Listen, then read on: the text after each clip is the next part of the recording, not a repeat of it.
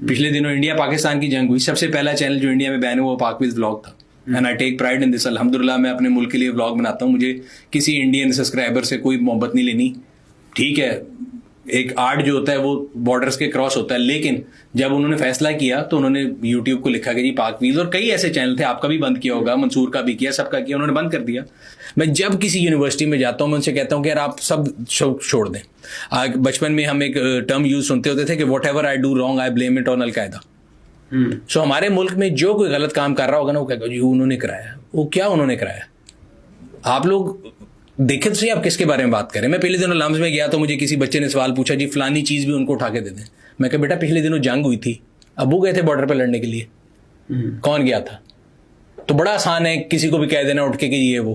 بھائی اپنی جان دینا, مسلمان کے علاوہ تو اور کسی مذہب میں تو جان کے آگے والا تو کانسیپٹ نہیں ہے. سو اپنی جان اگر کوئی بندہ دینے کے لیے آپ کے ملک کے لیے تیار ہے, آپ اس کو عزت بھی نہیں دے سکتے. تو میں ایسے کسی بندے کے لیے بالکل کوئی, جسے کہتے ہیں میں بڑا انکلوسیو آدمی ہوں, لیکن جو ہماری فوج کے بارے میں غلط بات کرتا ہے نا, میں نہیں لیتا اس بارے میں.